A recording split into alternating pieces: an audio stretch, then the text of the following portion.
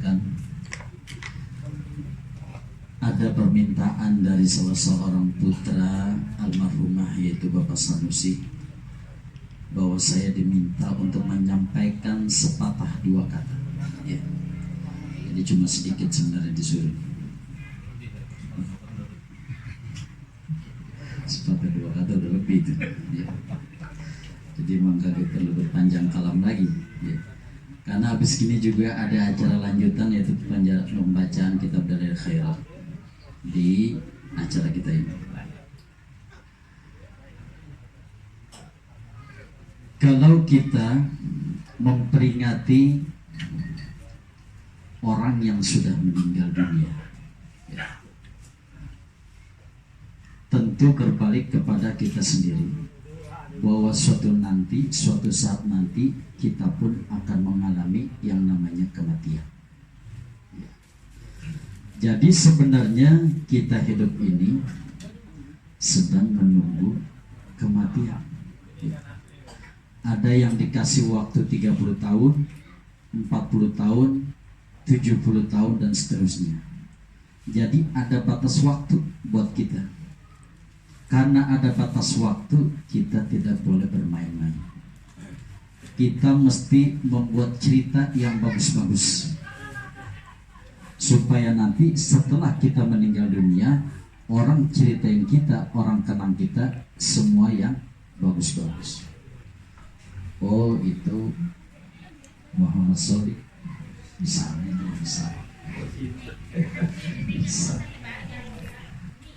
Dulu kalau dintahin suaranya enak banget. Artinya dulu ceritanya bagus. Dulu Ustadz Dimyati misalnya juga bisa. Kalau baca doa pasir dan kita khusyuk mendengarkan, itu juga berarti sedang membuat cerita yang bagus. Uzguru mahasina mautakum, sebutin kebaikan-kebaikan orang yang meninggal di antara kalian. Kita kembali kepada almarhumah Ibu Hajah Hamnah binti Asyad. Kalau saya pribadi mengenal beliau, beberapa kali bertemu dengan beliau, beliau itu sangat ramah kepada saya. Dan saya yakin juga begitu kepada saudara-saudara sekalian yang pernah bertemu dengannya. Saya kalau kemari ditanya, lu anak siapa? Dengan senyum dan khasnya kita jawab, saya anaknya Bang Deris Haji Muhammad Kadir. Langsung diingat, oh anaknya Deris, anaknya Waznah. Kemudian disuruh masuk dan dipersilakan masuk, kemudian dikeluarkan air. Kita disambut dengan ramah tamah, dengan senyuman walaupun sedikit ya, walaupun waktunya cuma sebentar, tapi merupakan cerita yang bagus buat kita, yang bisa kita kenang buat orang yang menerima senyuman dari kita. Oh, dulu almarhumah orangnya suka senyum. Kalau saya ketemu dia ramah, suka negor, ketika negor enak dijawab dengan baik. Jadi ceritanya seperti itu. Kembali kepada kita, jadi kita mesti banyak menulis atau membuat cerita yang baik-baik. Artinya kita harus banyak berbuat amal yang soleh.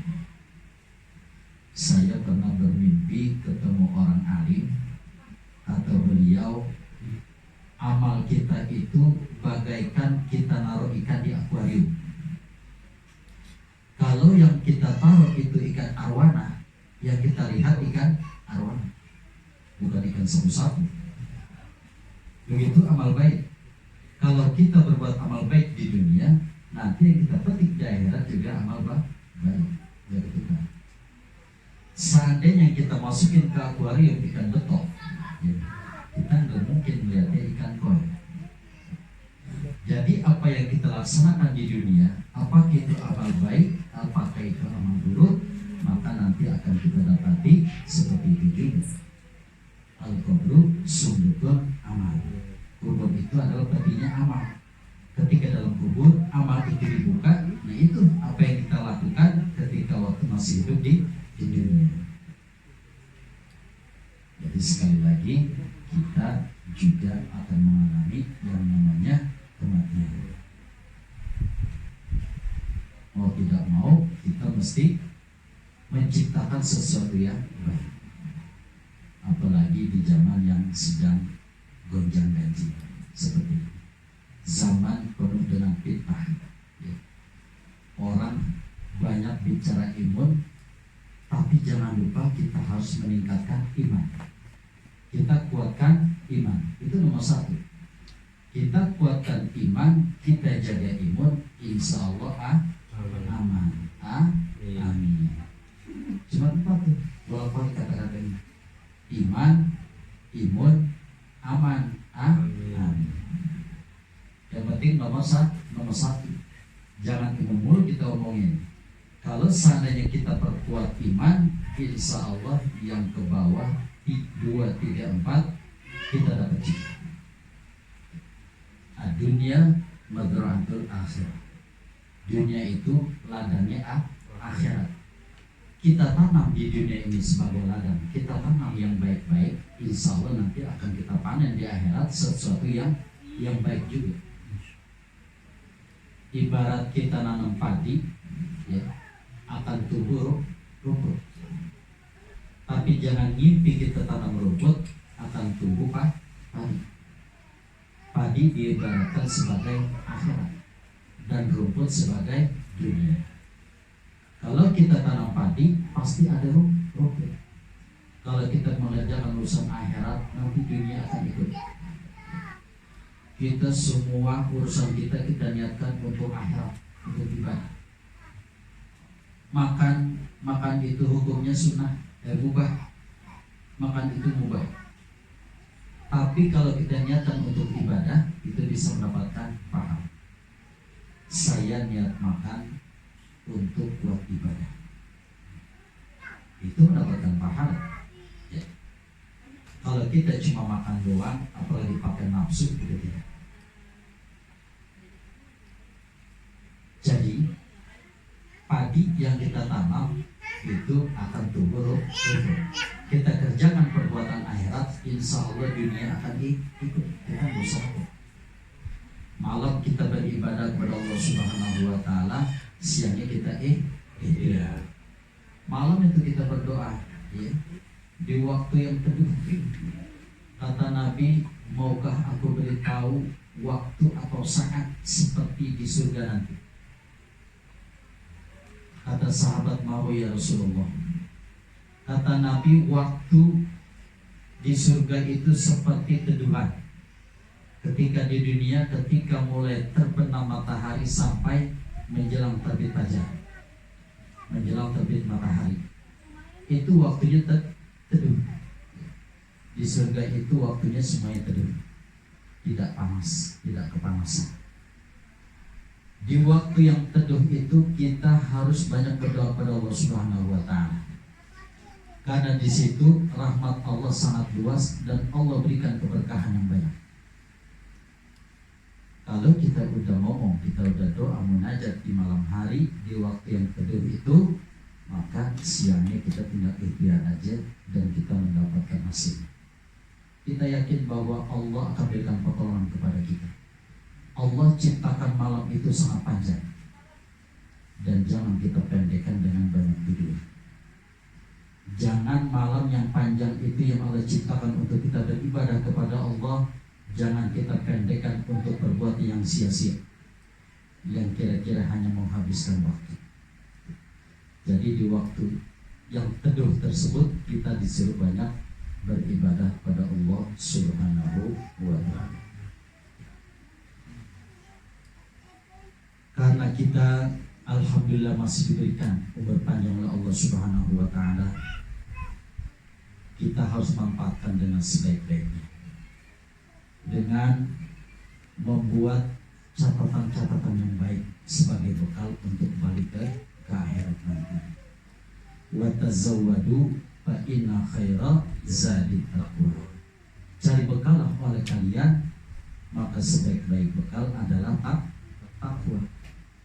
Takwa itu dalam salah satu arti imtisalul awamirillah wa jinabun nawahi, melaksanakan perintah Allah dan menjauhi segala apa yang dilarangnya. Takwa itu ada berapa huruf? Takwa ada berapa? 3 atau 4? 4. Masing-masing takwa huruf itu dari takwa punya arti. Tak itu bermakna tawadu, kita rendah hati. Orang yang takwa itu rendah hati, jauh daripada sifat sombong.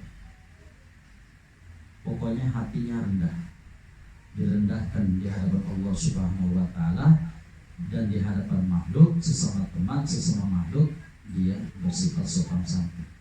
Itu tawadu. Lawan tawadu adalah sombong.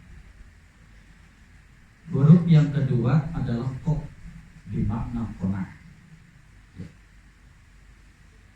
Ar-ridho bi qismatillahi ta'ala, dia ridho dengan pemberian Allah Subhanahu wa Ta'ala. Itu qanaah. Yang sekarang di hadapan kita, ini yang Allah berikan kepada kita. Kalau besok, kalau kemarin misalnya kita biasa makan daging ayam misalnya, kemudian besoknya kita makan ikan kering, kalau orang qanaah itu terima, karena dia ridho bi qismatillahi ta'ala. Kita jangan cari-cari yang kagak ada, kita syukuri yang ada.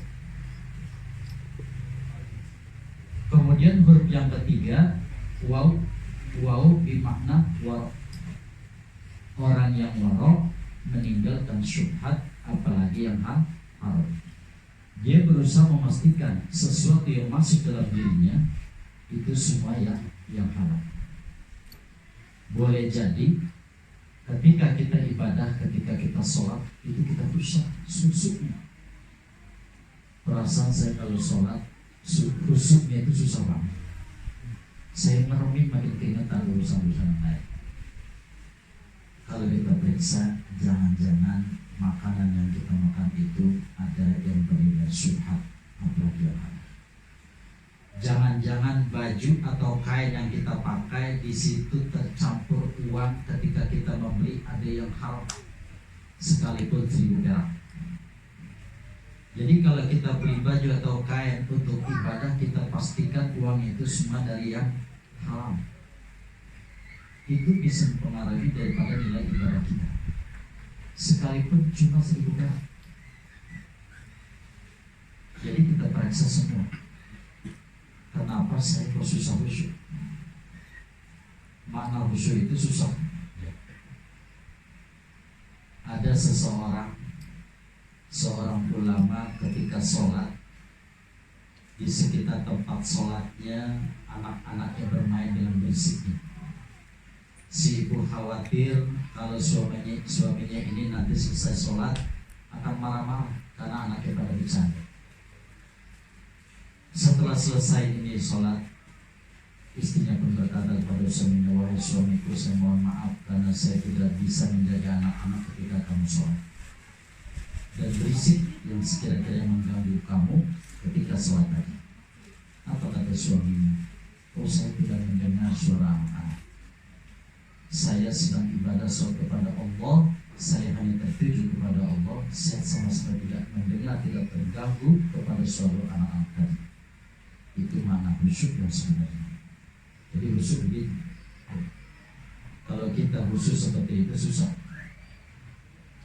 untuk mendapatkan khusyuk yang seperti itu. Kita lagi sholat, HP berbunyi, kita pikir siapa? Apalagi ada janjian. Pas bersolat tidak datang, tadi betul-betul lama banget. Beliau berkatakan khusyuk gitu. Tapi sholat yang diterima oleh Allah ada sholat yang khusyuk. Khusyuknya kita 1 menit ya 1 menit, 30 detik ya 30 detik diterima. Selebihnya hanya menggugurkan kewajiban sholat. Jangan sampai kita sholat 20 tahun, tapi nilainya, kuantitasnya seperti itu aja. Kita mesti akalin. sebenarnya akalin supaya khusyuk, supaya sholat kita berkualitas. Kita mohon kepada Allah, kalau sebelum tidur kita mengajak, kita curhat kepada Allah. Jangan teman mulu curhat. Kalau teman bisa banget curhat, bisa 3 jam 4 jam, bisa 3 kali ngopi masih belum rapi. Tapi kalau curhat sama Allah lagi bisa, jangan begitu ya. Kita kalau malam itu kita curhat, ya Allah, terima kasih ya Allah, Engkau telah berikan kesehatan kepada saya, sehingga saya bisa melaksanakan aktivitas dari bangun tidur sampai menjelang tidur lagi. Saya telah melaksanakan sholat ibadah 5 waktu. Mungkin di situ banyak kekurangan ya Allah. Mungkin saya tidak khusyuk, mungkin bacaan Fatihah saya baik yang salah, mungkin makhrajnya baik yang salah. Ya Allah, maafkan saya ya Allah atas kesalahan dan kezaliman saya. Terimalah ibadah sholat saya ya Allah. Kalau saya hari ini banyak dosa ya Allah, maafkan saya ya Allah. Dan kalau saya banyak kebaikan, alhamdulillah ya Allah. Dan berikan saya kesempatan untuk hidup besok hari lebih baik dari hari ini. Jadi kita mohon, kita ngomong sama Allah begitu. Urusan rezeki ini juga. Kalau urusan rezeki pada bisa-bisa banget. Ya Allah, ini rumah tangga lagi gimana sih ya Allah? Udah seminggu belum kelihatan ya. Mobil kaki gol-gol. Gerendang boleh. Tapi urusan ibadah yang dia tadi itu kita jangan ngomongin. Mesti kita ngomongin juga, ya Allah saya pengen khusyuk ya Allah kalau sholat ya Allah. Saya pengen khusyuk, jangan seperti sekarang malamnya. Itu lama-lama Allah kasih. Lama-lama Allah kasih. Ya Allah saya pengen sholat, saya pengen ibadah, tapi punya kelezatan dalam ibadah tersebut. Terus kita mohon, terus kita minta, kita berdoa terus berdoa. Lama-lama Allah kasih. Ya Allah saya kalau baca Quran kok mengantuk mulu ya. Kalau baca sholawat mengantuk mulu, tapi pas ngopi segar gimana gitu. Kita niat baca Quran 1 juz baru 1 lembar udah muak. Tapi sebaliknya ada yang niat baca Quran dan baca Quran yang 2 lembar, tapi udah 1 juz dia lupa yang 2 lembar, udah sampai 1 juz masih terus aja. Itu namanya orang tersebut Allah telah berikan kelezatan dalam membaca Al-Quran. Niatnya 2 lembar sampai 1 juz masih terus. Kebalikan yang tadi, nafsunya pengen baca 1 juz baru 2 lembar udah muak. Itu kita minta kita omongin, pengen supaya bisa begini, bisa begitu, kita omongin di waktu yang tadi, di waktu yang malam tadi. Yang kita udah pulang dalam ibadah kita gak tahu sebenarnya kita makomnya ada di mana sih kita ibadah. Kalau kita cari-cari insya Allah nanti ketahuan juga. Oh ternyata saya masih di kelas TK, oh saya masih di SD, oh saya masih di SMP, atau bahkan sama sekali belum dapat tingkatan sekolahan. Bisa aja gitu. Jadi kita banyak-banyak beribadah dengan istighfar kepada Allah Subhanahu wa Ta'ala. Kita akuin segala perbuatan dosa kita. Kata guru, saya pernah berpesan, kalau kita mau langkah ibadah yang lebih jauh, kita benerin dulu yang kemarin-kemarin, tobatin dulu yang kemarin-kemarin. Kalau sana kita punya utang sholat, kita bayar ke kodok sholat kita. Kalau kita punya puasa yang dulu kita jebol misalnya, itu kita bayarin dulu, baru kita bisa melangkah kepada yang lebih baik. Kita taubatan nasuha. Kita berjanji untuk tidak mengulangi perbuatan itu lagi. Kita sesali dalam hati dan kita jangan kembali ke tempat yang kemarin itu. Jadi dengan taubatan nasuha kita bisa kembali kepada Allah Subhanahu wa Ta'ala. Wa syari'u ila maghfiratin min rabbikum wa jannah ardhuha as-samawati wal ardh mu'iddat lil muttaqin. Bersegeralah untuk menuju kepada Tuhan dan juga untuk mendapatkan surga Allah yang luasnya itu surga seluas langit dan bumi yang Allah sediakan untuk orang-orang yang bertakwa kembali lagi ke takwa. Takwa juga tentukan. Jadi kesimpulannya bahwa kita hidup di dunia ini, kita sedang membuat cerita, kita berhusnuzon sama Allah Subhanahu wa Ta'ala mulai hari ini sampai akhir hidup kita. Mudah-mudahan Allah berikan cerita-cerita yang bagus. Kita semangat, punya himmah yang tinggi untuk berbuat kebaikan, dan Allah halangi kalau seandainya ada celah untuk berbuat kejahatan. Salah satunya adalah dengan kita mengucapkan sesuatu kalimat ketika azan. Ketika azan dikumandangkan Allahu Akbar, Allahu Akbar, itu kita baca marhaban bi zikrillahi ta'ala qurrata a'yunina bika ya Rasulullah. Marhaban bil qailina adla, marhaban bi sholawati wa ahla. Insya Allah berikan kebaikan 1000 kebaikan, dan Allah hapus 1000 kejahatan, dan Allah tempatkan lebih tinggi 1000 derajat.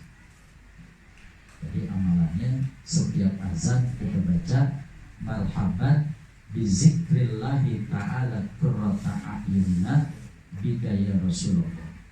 Marhaban bil qailina adla, marhaban bi sholawati wa ahla. Mudah-mudahan kita bisa mengambil samrah atau buah dari pembicaraan ini, dan mudah-mudahan segala apa yang kita laksanakan ini senantiasa mendapat ridho dari Allah Subhanahu wa Ta'ala.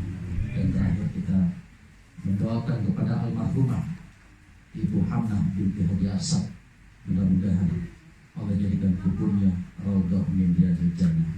Allah jadikan kuburnya satu taman di antara taman-taman surganya Allah Subhanahu wa Ta'ala.